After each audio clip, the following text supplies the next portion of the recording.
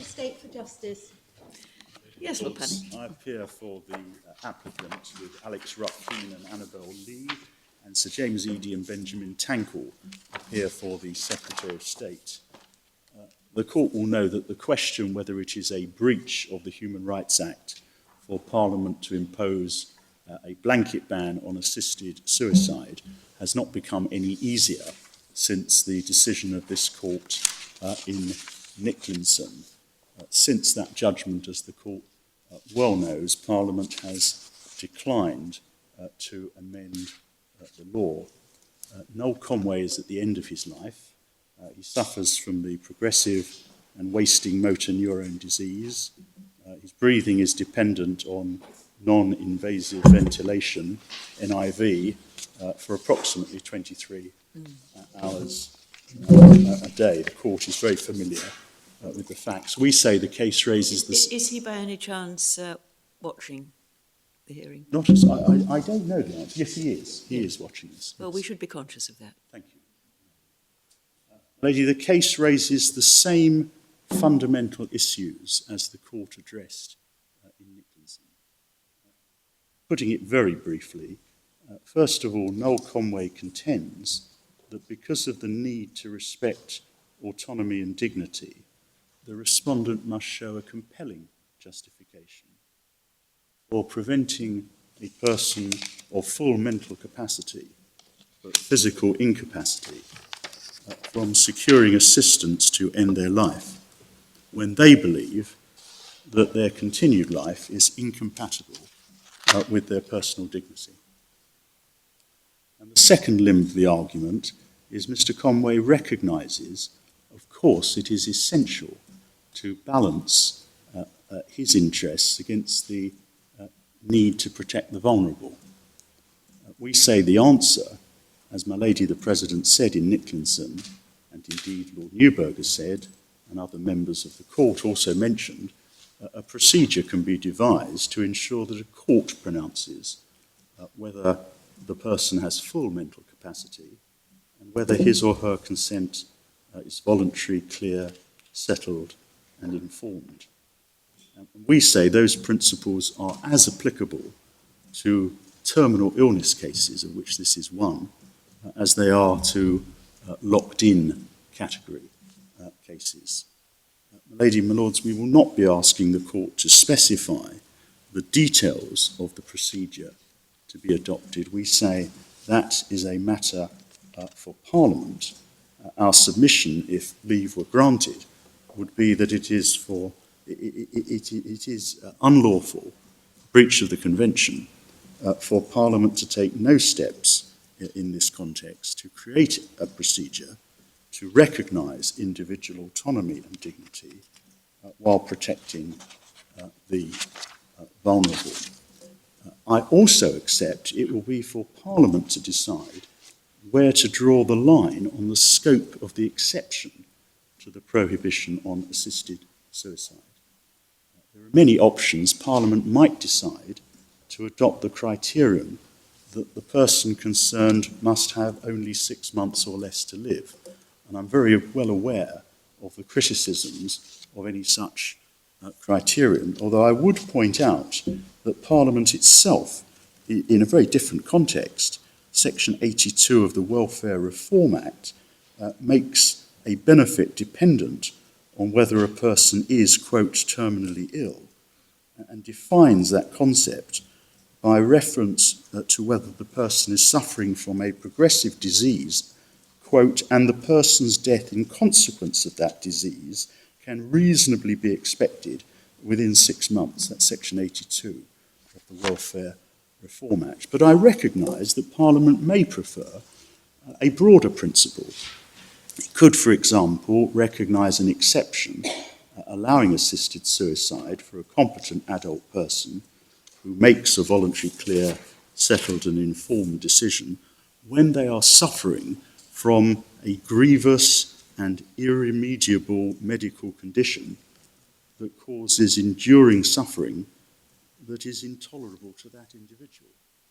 That, in essence, was the approach taken by the Canadian Supreme Court in the Carter case, and the Canadian legislature then added to that criterion, or those criteria. Parliament may decide to adopt other criteria.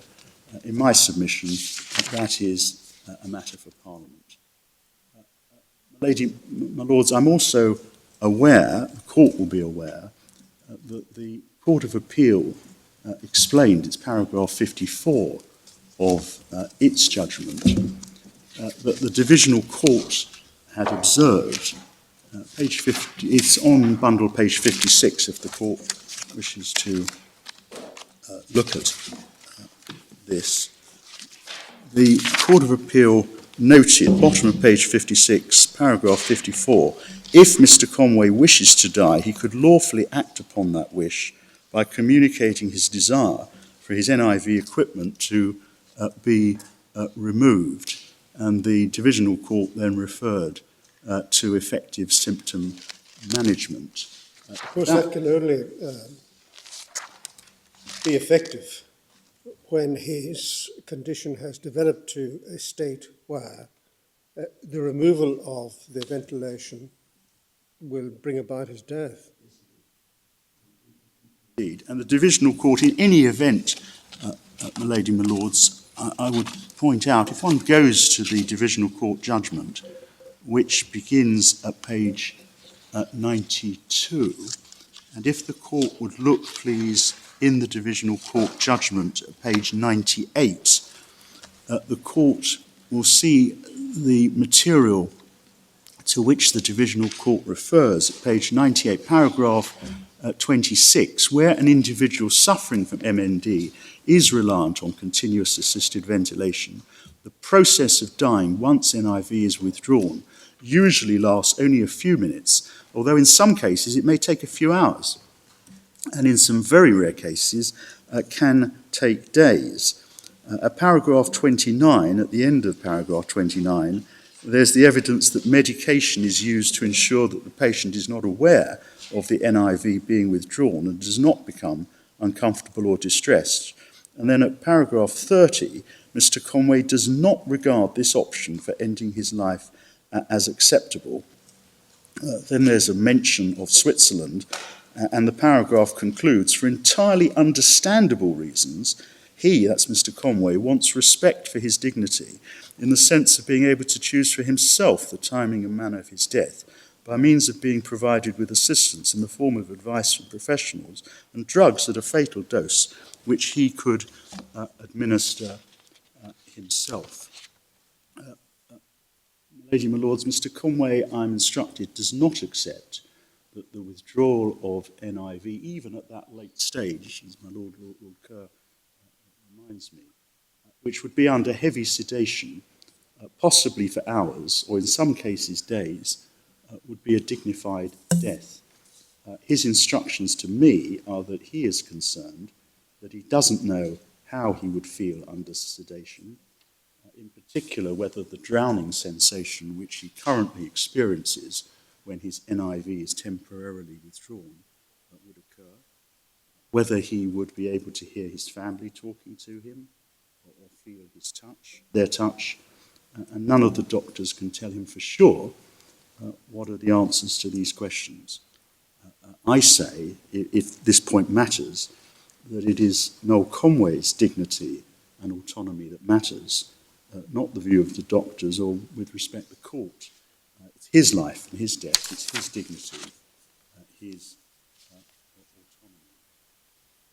And in any event, although the option of turning off NIV in principle applies to this case, because it's a case of motor neurone disease, it of course doesn't apply to other cases where the individual is not dependent on a ventilator. The important point is that his deterioration has to have progressed sufficiently that withdrawing the NIV will bring about the death.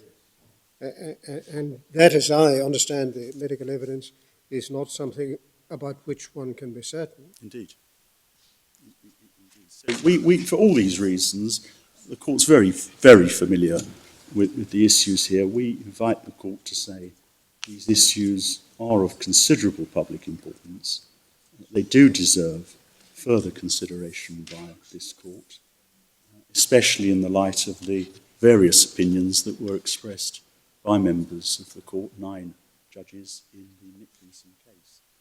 One other matter I would mention to the court, it is that my friend Mr. Havers, the court may have seen, is present here today, and he is here today, instructed by Messrs. Lee Day, because he represents Mr. Paul Lamb, who the court may recall was one of the claimants in the Nicholson case.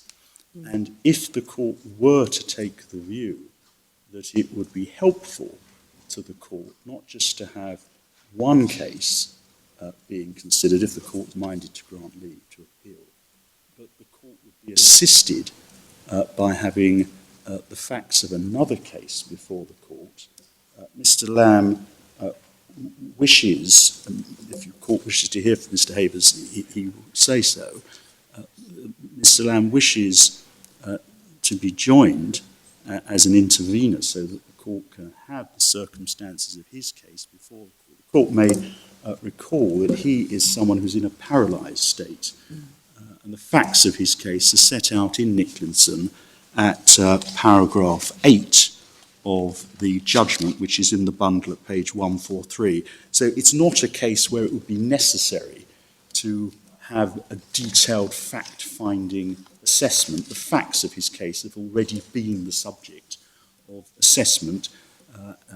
See the Supreme Court judgment, see the Court of Appeal judgment in Nicholson, and although I haven't had time to look it up, presumably the agreed statement of facts in Nicholson must have addressed Mr. Lamb's facts because he was one of the applicants in that case. Now, it's entirely a matter for the court whether it would be helpful, if leave is granted, to give Mr. Lamb permission to be joined as an intervener, and whether that would assist the court or not.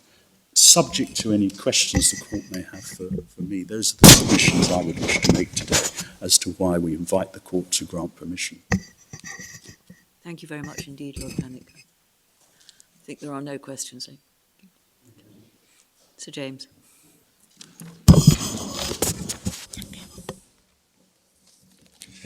My Lady, my Lords, we make 4 short points at this permission stage, and I can take them all, I think, from the Court of Appeal judgment, if I may. Firstly, there are particular features of the facts here that bear, we respectfully submit, powerfully on the correctness of the Court of Appeal decision that Section 2 is not incompatible with this claimant's rights. The key facts for that purpose are those that you've already seen at paragraphs 54 and 55 of the Court of Appeal's judgment, pages 56 to 57 in the bundle that you have, and also, returning to them, at paragraph 134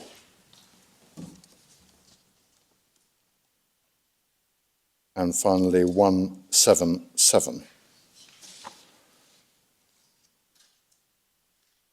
And they are facts which serve to distinguish his position and render it unlike the position of the claimants in Nicholson.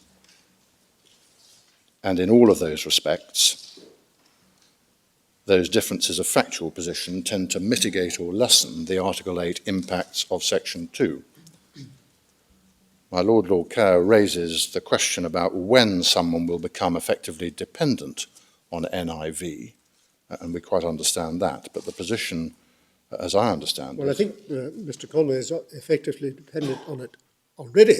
He is. The real issue, so far as I'm concerned, is when one can predict that the withdrawal of NIV will be effective to bring about his death.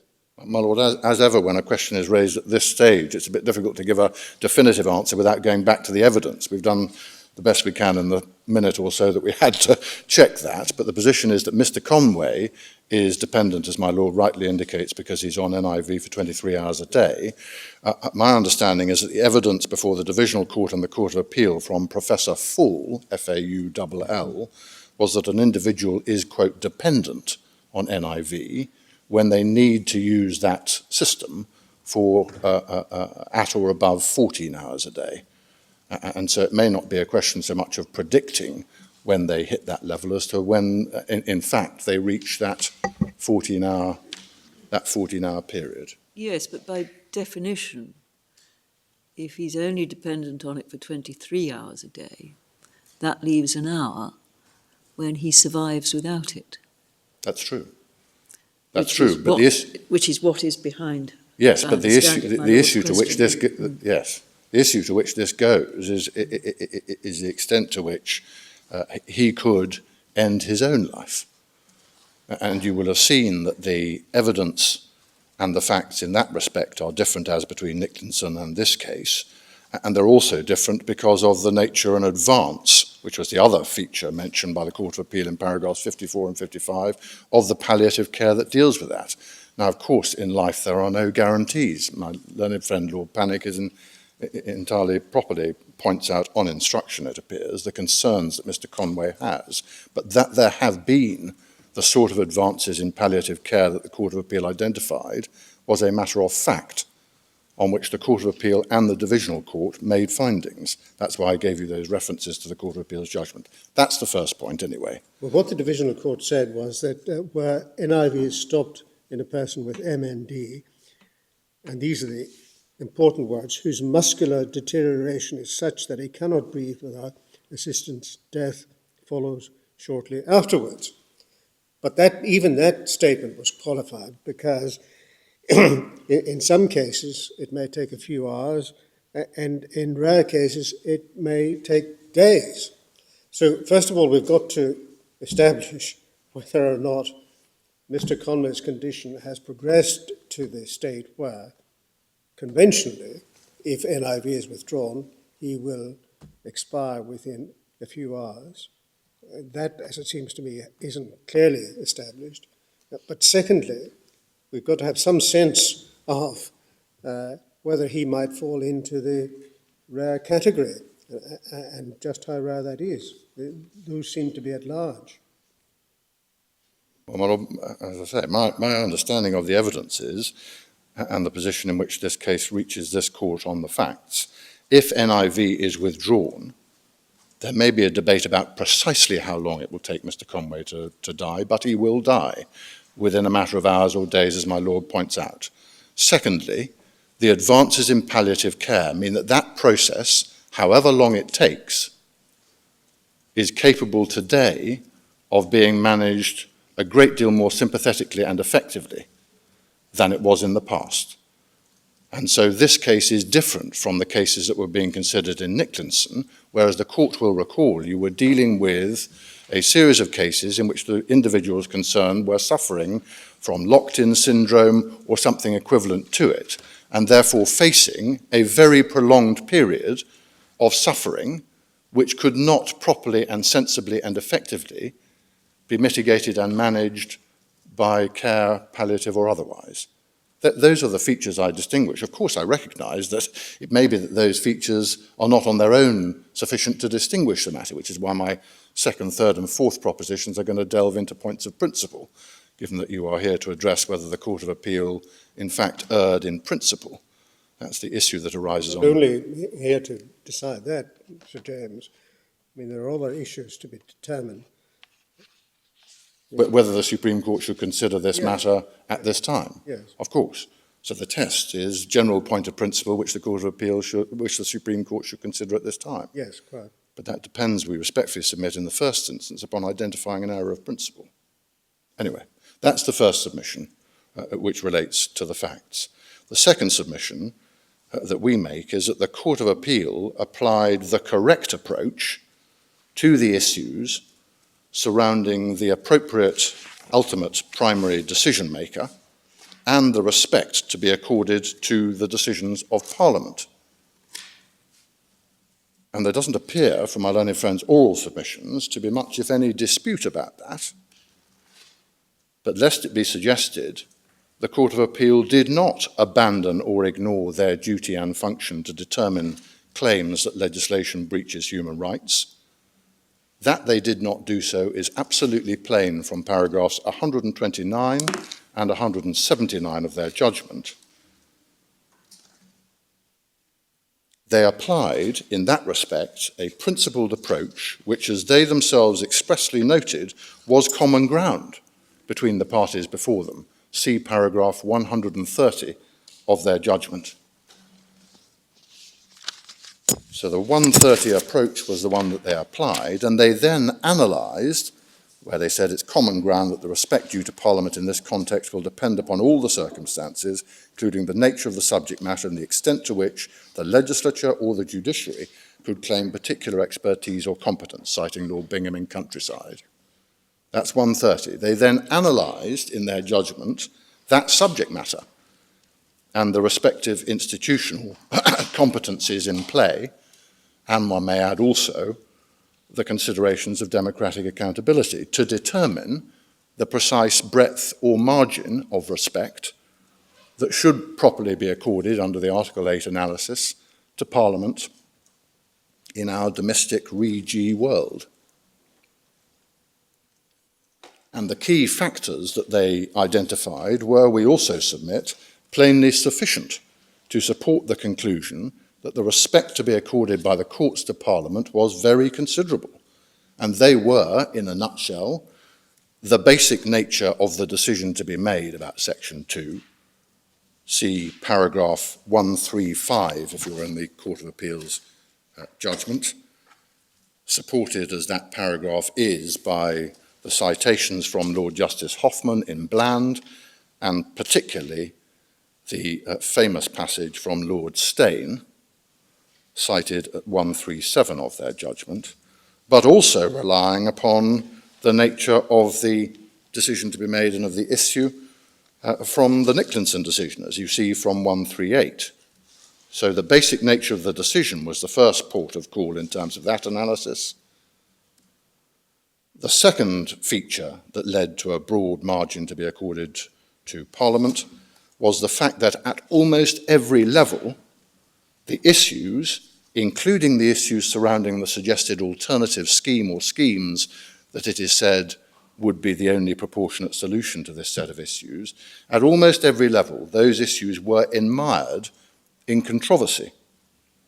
And one can take that right the way through the substantial middle section of their judgment. 142 to 149 is about the controversy surrounding prognosis. 150 is about the doctor-patient relationship and the controversy surrounding that. 151 is about doctor shopping. And then there were a series of further concerns that they identified at 172 to 176. And all of those features and all of those controversies fed in to their consideration as to who should be the primary decision maker, what level of respect should be accorded to Parliament. And the characterisation, ultimately, that those controversies led to is the single sentence 178 in their judgment, where they said all of those matters raised wide-ranging policy issues. And that led the Court of Appeal to the deep and correct concern that Parliament, and not the courts, are better placed to make those decisions on those topics of controversy. And they didn't just identify the issues and then say, well, there it is, that's the respect that leads to a broad level of respect to parliamentary decision-making. They gave a series of practical reasons why those controversies were better determined by Parliament rather than the courts. If you have a look, for example, at the key paragraphs so far as that is concerned, the key practical concerns, they are two paragraphs in the Court of Appeal's judgment, 186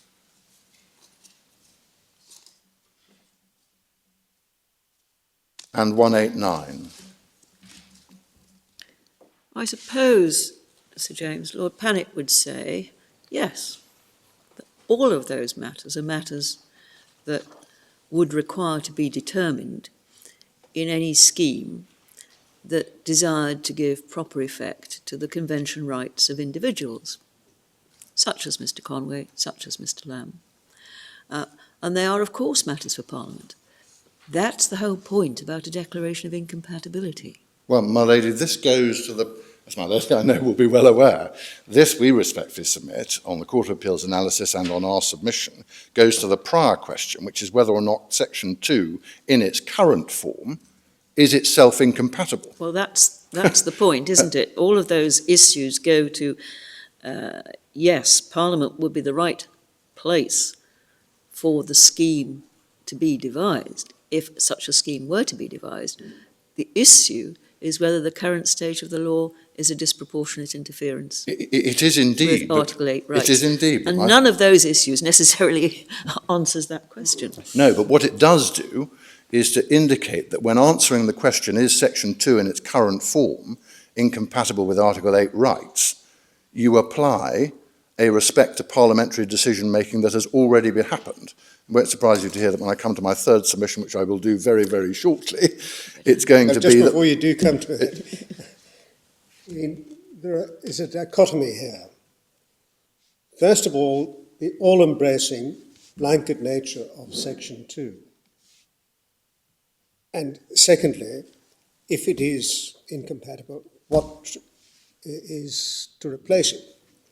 The second part of that equation is emphatically a matter for Parliament. But the absolute prohibition on assisted suicide contained in Section 2 is a matter for the courts. Whether or not maintaining that adamantine interdict is compatible with the Article 8 rights of... I respectfully do not accept that dichotomy. No, I didn't expect it. And I do not accept that dichotomy because the first part of it involves stripping out from the Article 8 analysis of whether the adamantine Section 2, as my Lord puts it, is compatible with Article 8. It strips out from that analysis the application of well-established doctrines that the domestic courts, even applying Re G, afford respect to parliamentary judgments. So the parliamentary judgment in question is that Section 2 should indeed be adamantine. That, as you're well aware, has already passed muster in the Strasbourg context. But even if you bring it back and apply the Re G analysis, there is still, as is absolutely clearly established on repeated case law from this court, there is still a proper respect to be accorded by the courts to Parliament, the width of which is determined by the sort of features that the Court of Appeal identified. And that goes not just to what happens if there's a breach and how do you cure it, it goes to the very prior question, the first part of your dichotomy, which is whether there is a breach in the first place. Otherwise, you strip out margin of appreciation, margin of respect accorded to Parliament, whatever the nature of the decision, you just strip out that, and you say the courts have to decide. The reason that I was putting the question to you is that much of what you are drawing attention to from the Court of Appeal were the practical problems of finding a solution, not the arguments about whether or not there should be. Adamantine, I like that word. There should be. It's better than blanket. There should be such a hard and fast rule. And those are the arguments that are of concern. And if we could be persuaded that Parliament had actually addressed those arguments in those terms, well, then that would be one thing. But there were two levels of issue with respect, my lady, if I may. I don't want to, and I know this is a permission here, and we don't want to get sucked into the ultimate debate, but there were two levels of issue which arose on any fair analysis of the Court of Appeal's judgment, leading them to the broad respect to be accorded. One set of those issues were the intensely practical problems associated with the scheme, the analysis of all of that, and all the rest of it. But the second lot of issues were not about practicalities at all. They were about moral and social and ethical issues of the kind that evidently concerned the BMA and all the other medical organisations who submitted evidence. That's got nothing to do with practicalities. It's got everything to do with moral, social and ethical judgments. And that is why the Court of Appeal, in the bit that I gave you, dealt first of all with the practical issues, 186 to 189, but was utterly alive throughout its judgment. See the citation from Lord Steyne that I took you to earlier, and see when they get to this part of the analysis, para 190, they were utterly alive to that other aspect of the issue, social, moral and ethical. And the answer to social, moral and ethical issues does not depend upon practicalities. It depends upon the sort of evaluative judgment that the Court of Appeal rightly concluded should properly be and more aptly be for Parliament, because the court is not well placed to interpose to decide those issues. And that chimes not, if you want to take it back to basics, on institutional competence, but on democratic accountability. Who constitutionally is the right decision maker, primary decision maker, for this sort of issue? That was the thrust and substance of Lord Steyne's judgment that the Court of Appeal quoted. And the Court of Appeal, we respectfully submit, were therefore right to expand the issues and their consideration beyond the purely practical and to identify that the ethical, social and moral dilemmas, as old as history itself, to take Lord Steyne's echoing phrase, were not matters on which the court could properly opine and were matters properly for Parliament. Just to finish this point, if I may, and to give you the references so that you have them all, the Court of Appeal also took comfort in according a broad margin at the breach stage, at the compatibility stage to Parliament. It took comfort from two recent decisions. It took comfort from this court's analysis in Nicklinson, see paragraph 191 of the Court of Appeal's judgment in that respect, and it took comfort from the manner in which, in the Northern Irish abortion case, this court distinguished, in that context, the abortion context and the issues that it raised from the sort of issues that had been raised in Nicklinson. See, in that respect, the Court of Appeal's judgment 194 to 200.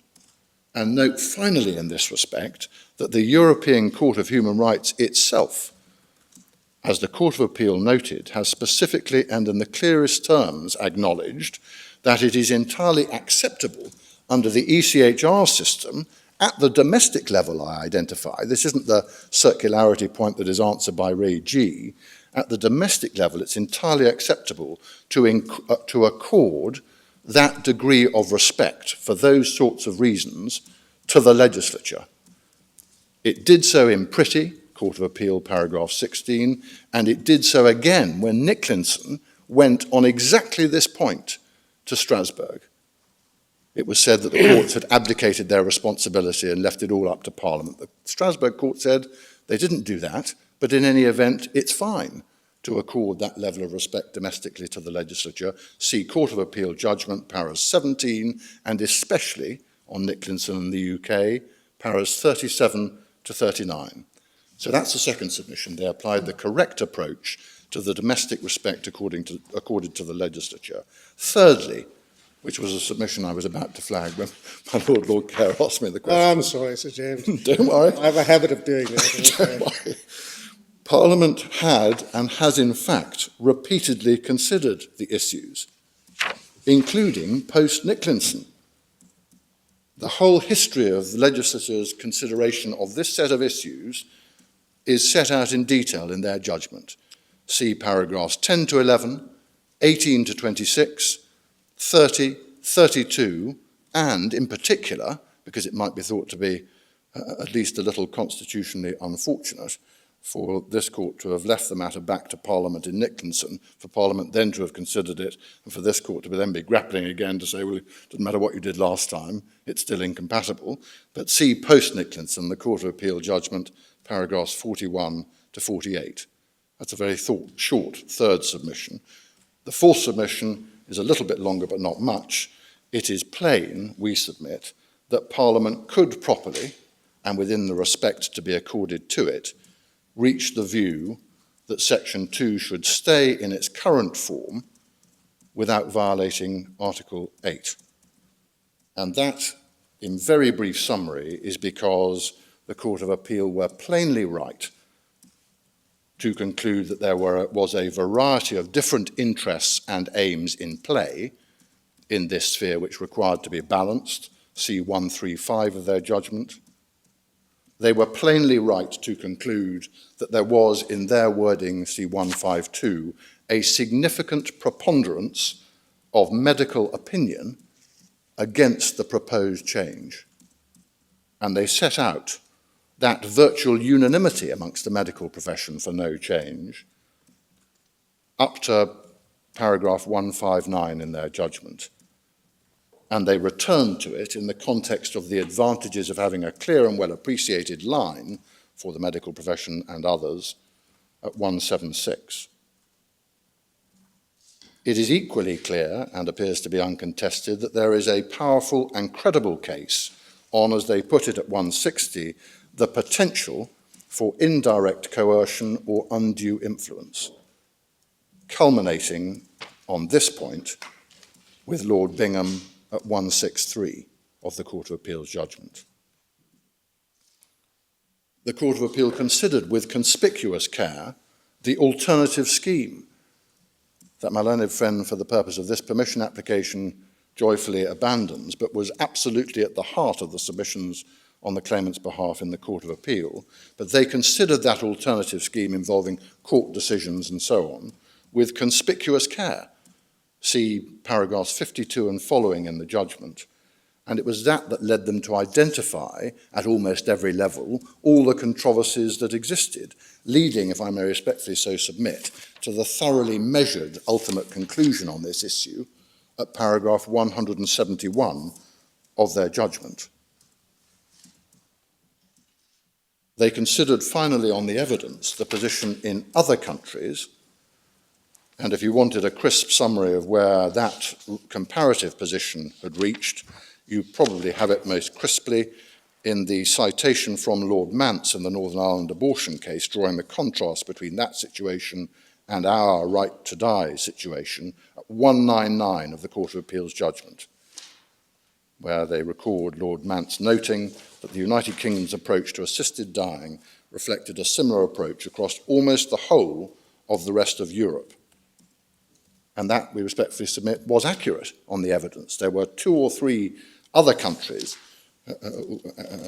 which did permit some form of assistance in that respect, but as the Court of Appeal rightly concluded, 184 is the judgment for this respect, they were a very limited number of jurisdictions where the position is different anyway, and certainly could not lead to the inference that that sort of change would not cause difficulties and problems. So the comparative position also supported it.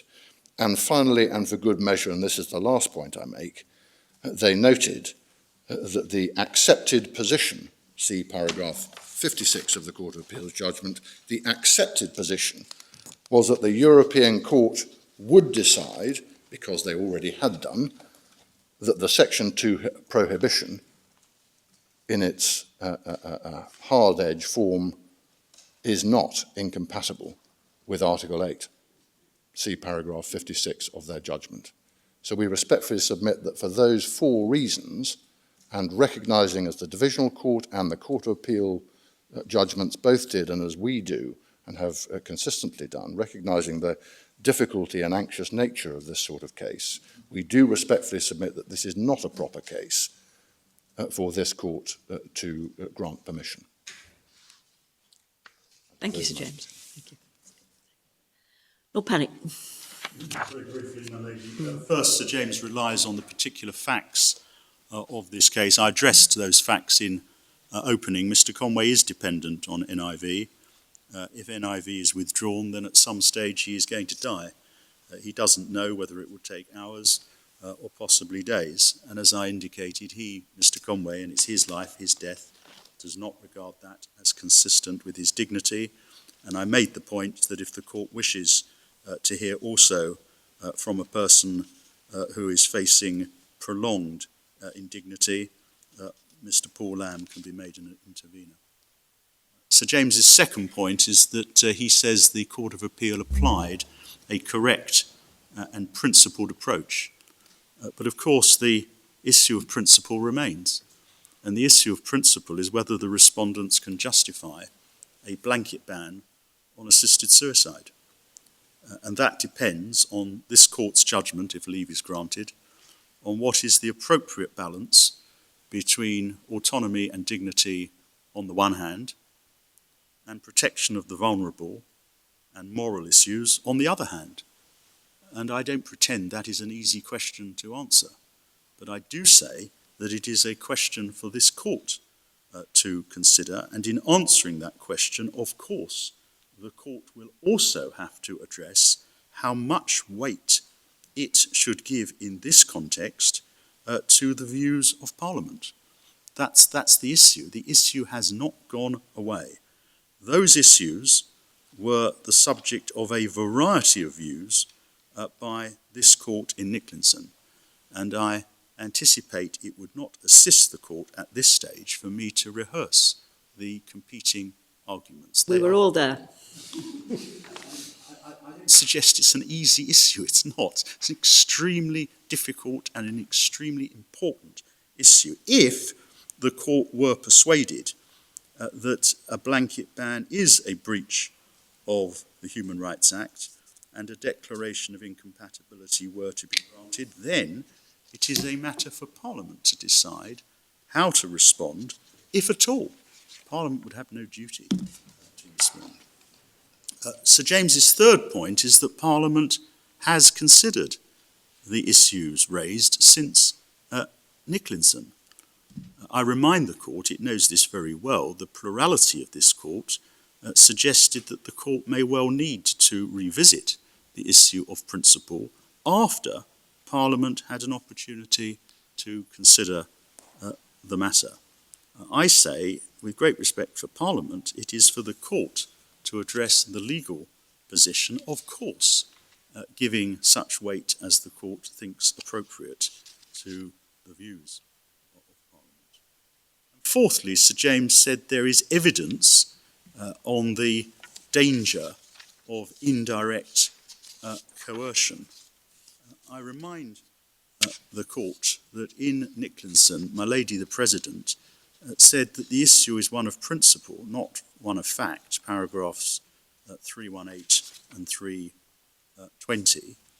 Sir James said I'd abandoned the suggestion of a procedure of the court itself, not this court, but a court, the family division, assessing whether the individual had given informed, voluntary, etc. consent. I've not abandoned that. I'd simply accepted that if the court is satisfied that a blanket ban is a breach of the Human Rights Act, then it would be for Parliament to decide how, if at all, to address the matter, and it may or may not find a 6-month principle to be helpful. That's what I had accepted. Well, as I understand it, just as I put forward that in Nicklinson, which obviously had some impact upon my fellow justices, that was simply for the purpose of demonstrating how, if there were to be a relaxation of the adamantine rule, it might be managed. That was what it was for. It's not for the court to specify to Parliament what steps it should take. And of course the other answer to my friend, as he well knows, the court pointed out in some of the judgments in Nicklinson that the concerns about indirect coercion, to which my friend referred, have to be addressed in the context that the family court addresses such issues in the context of a person who is mentally competent but physically incompetent, who wishes to have their life support withdrawn, or a person who is not mentally competent, where the court has to decide the very difficult question of whether their best interests are served by withdrawing their life support equipment. And in those contexts, the danger of indirect coercion may be very real. But these are issues that, in my submission, the court will want to consider if permission is granted. So those are my answers to Sir James. If I can assist the court, or seek to assist the court further, I'm happy to do so, but that's what I want to say. Can I just ask, the Court of Appeal at paragraph 173 referred to evidence of risks involved in providing assistance with suicide, in terms of the risks, the incidence of complications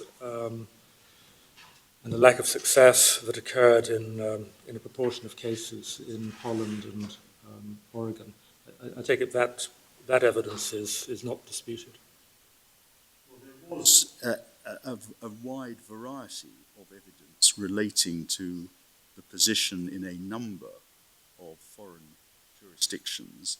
I anticipate on the appeal that the issue, so far as Noel Conway is concerned, is an issue of principle, which in my submission will not depend upon the determination of the particular facts of what happens in Well, the relevance of this is that if something is being made of the unpredictability of a patient's response to withdrawal of NIV, there also appears to be quite a high level of unpredictability about how people respond to assisted suicide. say the same is no doubt true in relation to how a patient responds if they choose to have their life support equipment removed, or if the court decides, where they are not mentally competent, that it is in their best interest to have their life support equipment removed. These matters, I'm afraid, are not entirely predictable, and the question for the court is whether Mr. Conway, given that it's his life and his death, is entitled to say, assuming that he's mentally competent, assuming that he's made a voluntary informed decision, I would much prefer, as he does, to be assisted to end my death, even with whatever risks that may be involved. That's how I would put it. The point you're making is that, as far as autonomy is concerned, fully informed, competent person, such as Mr. Conway, should have the right to choose between the risks of withdrawing his ventilation and the risks of some medical assistance with his bringing about his own death. That's the point, is it not? Yeah. Yes. Sir James, there was a question I wanted to ask you. It's a purely sort of almost institutional one. The respondent to this application is the Secretary of State for Justice. Yes. Now, that seems natural in a way. The respondent in Nicklinson was the Secretary of State for Justice. And yet, when I think about policy responsibility within government, But health is involved as well. well, one would have thought that whoever has policy responsibility for the criminal law is one aspect, Yes, yes. but obviously whoever has policy responsibility for matters relating to health is another. And I wondered whether, well, who does have policy responsibility for the criminal law? Is it the Secretary of State for Justice or is it the Home Secretary? It can be both. Yes. In my experience. I mean, it depends which bit of it you're dealing with. Yes. But is my lady wondering whether if you were to grant permission, additional parties should be Not necessarily enjoined to the additional appeal? parties, but obviously to be reassured, because we've had examples recently of a lack of coordination between government in relation to a case in which you were involved, Sir James. Oh, I have Yes. been guilty of it. Yes. I did wonder. No, you weren't responsible for it at all. It was another case. Right, that's good. But you were involved in one case which showed one thing. Yes. There's another case. My lady, you have that reassurance. I mean, Okay, I don't think yeah. anyone is ever going to be standing up and saying to you, we can't seek to address those issues No. because we haven't got sufficient instructions from health. If there, of course, as usual, if there are issues that the court raises which, if I'm presenting it, I haven't thought about, I will go back and make sure that we get the requisite instructions. Yes. Well, that's the point I was getting You- at. you Not so don't- much. Government is indivisible. Right. We don't need For more some than one purposes. Secretary of State. But we do need to be assured that Yes. government is engaging in joined-up thinking. You have the assurance so far as I'm able to give it. Thank you so much. Very Now, grateful. we recognise that this is an incredibly difficult matter. It's a difficult decision for us. There's no doubt about the seriousness of the issues, but at the same time, whether this is the right case and the right time in which to revisit some of them and visit new ones in this court is the reason that we asked for this hearing. We don't propose to tell you what the answer is now. We will let you know as soon as we possibly can. Thank you all very much for your assistance.